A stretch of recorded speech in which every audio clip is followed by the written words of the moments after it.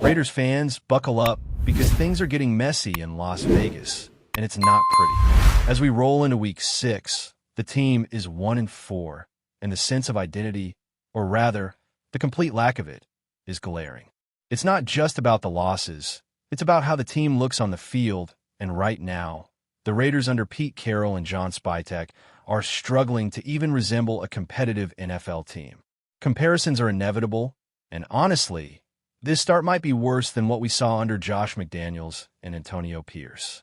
At least back then, there was some hope that the team could find its footing. Now, the hope feels thin. Pete Carroll went into this season promising victories, claiming that the Raiders would be winning a lot, but the product on the field tells a completely different story. The offense looks disjointed, the defense can't hold a line, and special teams are failing in ways that leave you questioning the preparation and game planning. There are flashes from a few individuals, but they're isolated sparks in what feels like a storm of dysfunction. Take the quarterback situation, for example. Geno Smith was brought in as a key piece, and yet the way he's being handled, or perhaps mishandled, on the field raises eyebrows. Pete Carroll has said he won't bench him, citing the need for reps, practice, and system familiarity. That's fair in a vacuum, but it also reeks of favoritism. The mantra of competition seems hollow if your most important player isn't being held to the same standards as everyone else. There's a growing perception that ego and history are weighing heavier than current performance, and the frustration among fans, and even within the locker room, has become palpable. Smith himself has spoken about taking it one play at a time, which is solid in theory, but reality tells a harsher story. Execution in the moment is exactly what's lacking, and the film doesn't lie. The quarterback who once showed flashes of elite play in Seattle now looks inconsistent at best, and yet the coaching staff continues to give him opportunity after opportunity without addressing the glaring issues. Leadership is supposed to be about holding everyone accountable, not simply hoping things improve on their own. The cracks aren't limited to the quarterback position. The secondary has been exposed repeatedly. Isaiah Pola-Mao and Kaiir Elam have struggled to keep up with opposing receivers, and the defensive schemes haven't provided them with enough help to mask deficiencies. Soft zone coverage, 3 safety looks, and predictable assignments have left the Raiders vulnerable week after week. Kaiir Elam, in particular, has allowed more yards than any other corner in the league, a shocking statistic that underscores both individual struggles and systemic failures. Depth hasn't been developed or deployed effectively, and yet the same players keep getting their chances with minimal adjustments. It's a cycle of frustration that impacts confidence, morale, and ultimately, the results on the field.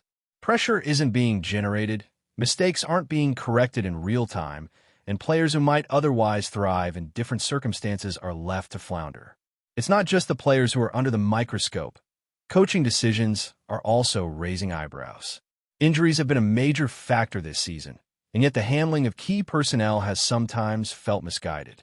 Brock Bowers and Michael Mayer, for instance, remain question marks as the Raiders head into a critical matchup against the Tennessee Titans. Both players are central to the offense, and having them on the field, or sidelined, dramatically alters the game plan. Reports indicate uncertainty around Bowers' availability, highlighting communication gaps between medical staff, coaching, and the front office. Meyer's situation is similarly concerning after a concussion, but the approach to getting these players ready for game day has raised serious questions about preparation and strategic foresight. In a league where timing and health management can determine success or failure, leaving key players in limbo is an avoidable risk. Locker room dynamics are also becoming a significant story. The release of Jermaine Pratt has shed light on deeper tensions between players and coaches. While details remain murky, the signs of internal conflict are clear. A team can endure losses, but when trust erodes and players begin to doubt leadership, the consequences become far more serious. Friction in the locker room can spill over into performance, affecting communication, execution, and resilience under pressure. This is not just speculation. It's a pattern observed across struggling teams, and the Raiders are showing many of those warning signs. The challenge isn't simply to win games. It's to restore cohesion, morale, and a sense of shared purpose. and that is often far harder than any tactical adjustment on the field. And then there's the issue of identity, or rather, the absence of it. 1-4 might be a record, but the real problem is that the Raiders have yet to establish a recognizable style of play, a culture, or a system that players can buy into. The lack of identity shows in every phase of the game. Offense, defense, special teams, all of it has been inconsistent at best and outright failing at worst. The draft class hasn't made the expected impact, free agency moves haven't yielded the necessary results, and off-season plans seem to have fallen short of expectations. For a team with championship aspirations, this isn't just disappointing, it's alarming. There's talent on the roster, but the mismanagement of that talent, whether through poor coaching decisions, lack of accountability, or miscommunication, is holding the team back. Players are questioning their roles, teammates are frustrated with each other, and the overall sense of purpose that a professional football team needs is missing. The pressure is mounting as the Raiders prepare for a matchup against a team that, on paper, shouldn't pose an insurmountable challenge. The Tennessee Titans present an opportunity for redemption, but the stakes are higher than ever. This isn't just about wins and losses. It's about defining whether the current leadership can steer the team toward competitiveness or if the dysfunction will continue to spiral. Fans are impatient, and rightfully so. Promises made in the offseason about a lot of winning now ring hollow, replaced by questions, doubts, and heated debates about what comes next. The next few games could determine not just the team's record, but the credibility of the coaching staff and the morale of the players. Amidst all this, there are still individual moments of talent and promise. Some younger players show flashes of potential, and there are instances where execution clicks perfectly. But those moments are fleeting and overshadowed by the larger struggles. The Raiders are at crossroads, and the path forward requires more than just hope or incremental adjustments. It demands accountability, transparency, and a willingness to confront hard truths about performance, strategy, and leadership. Without that, the cycle of underperformance and frustration is likely to continue, leaving fans to wonder if the team they cheer for can ever fully realize its potential. Now let's talk about the quarterback situation, because this is where frustration meets reality, and honestly, it's been a rough ride watching Geno Smith under center this season. Smith came into Las Vegas with a reputation for being a leader, a quarterback who could manage a game and make the right decisions. On paper, he had everything to succeed, but the reality we've seen on the field tells a much different story. He's inconsistent, sometimes hesitant, and too often fails to make plays when it matters most. The disconnect between expectation and performance is glaring, and fans are noticing. Every misread, every missed throw, every turnover compounds the frustration, especially when the coaching staff seems unwilling to make adjustments. Pete Carroll has stated that he isn't planning to bench him, emphasizing practice reps, system familiarity, and the need to execute plays consistently. That might sound reasonable in theory, but it comes across as favoritism when the on-field results are so clearly lacking. The quarterback who once showed flashes of brilliance in Seattle now seems out of rhythm, struggling to match the speed and complexity of the NFL, and yet he continues to start without facing meaningful competition for the role. This situation creates tension not just in the stands, but in the locker room. Leadership isn't just about words or reputation. It's about accountability and execution. Smith talks about staying one play at a time, which is the right mindset in theory, but it doesn't excuse the mistakes piling up on film. The reality is that every throw, every decision, and every failed drive affects the team's momentum and confidence. The offense looks disjointed, and the players around him are forced to compensate for inconsistent execution. And here's the kicker. If your quarterback isn't performing and your coaching staff refuses to explore alternatives, it sends a message to the entire team. Accountability becomes selective, and trust starts to erode. How can teammates believe in a system when the most visible and influential position isn't being held to the same standard? Meanwhile, the pressure is on the coaching staff to make strategic choices that maximize the team's chances of winning. Injuries complicate the picture further. Brock Bowers and Michael Mayer remain question marks as the Raiders prepare to face the Tennessee Titans.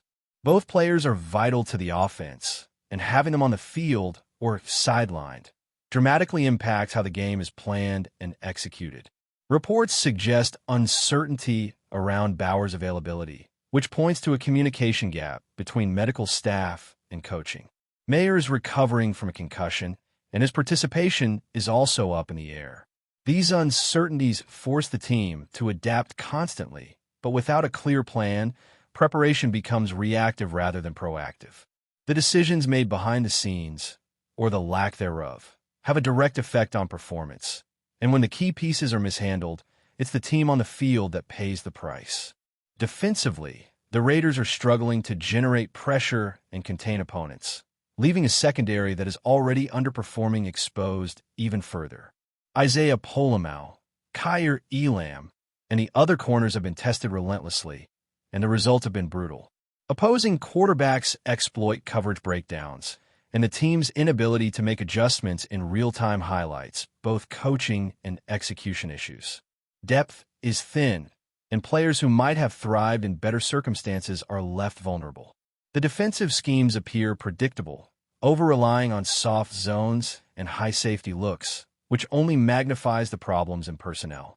The lack of pressure up front, combined with soft coverage in the back, creates a perfect storm for defensive struggles. When the team fails to protect itself in all three phases, offense, defense, and special teams, it compounds the sense of frustration and hopelessness. Locker room dynamics are another major concern. The release of Jermaine Pratt has intensified speculation about tension between players and coaches.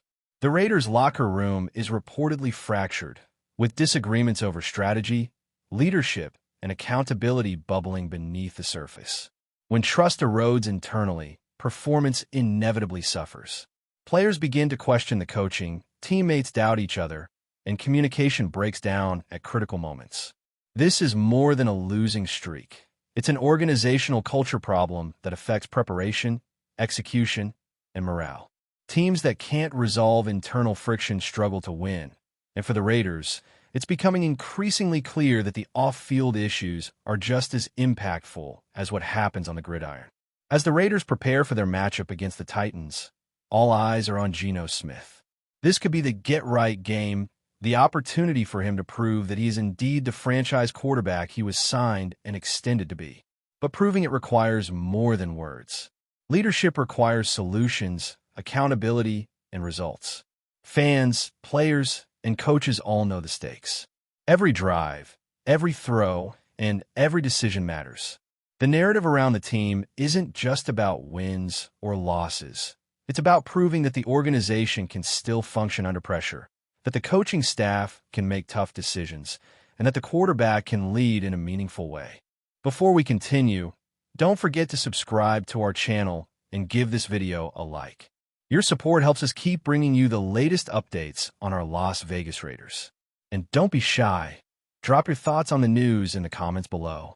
In a stunning turn of events that has sent shockwaves through the NFL community, Devonte Adams, one of the league's premier wide receivers, has reportedly severed ties with the Los Angeles Rams and is now set to don the silver and black of the Las Vegas Raiders.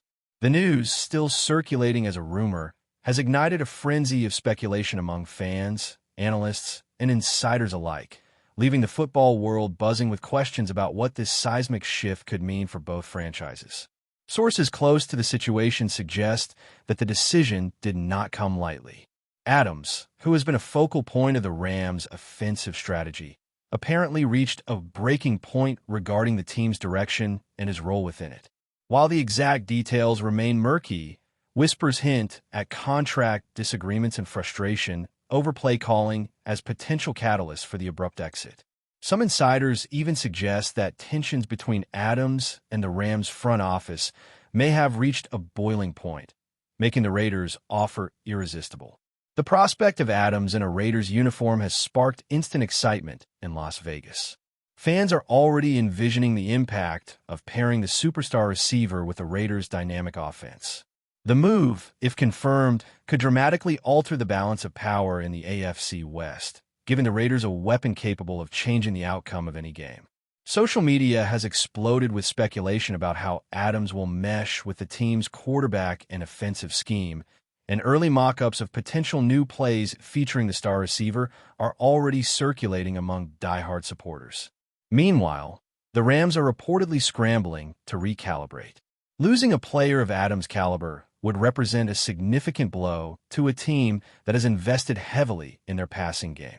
Analysts are already debating how the Rams might fill the void, whether through free agency, trades, or shifting existing personnel. The timing of this rumored move adds another layer of drama, as teams across the league consider how this could influence playoff projections and offseason strategies. While nothing has been officially confirmed, the buzz surrounding Adams' potential switch to the Raiders has all the hallmarks of a blockbuster shakeup. If it materializes, this could be remembered as one of the most talked-about roster moves in recent NFL history, a reminder that in the high-stakes world of professional football, fortunes can change in an instant, and loyalties can shift as quickly as a quarterback's throw. That's it for this update. If you enjoyed the video and want to stay updated with exclusive news about our Las Vegas Raiders, be sure to subscribe to our channel and hit that like button. We can't wait to hear your thoughts in the comments. See you in the next video.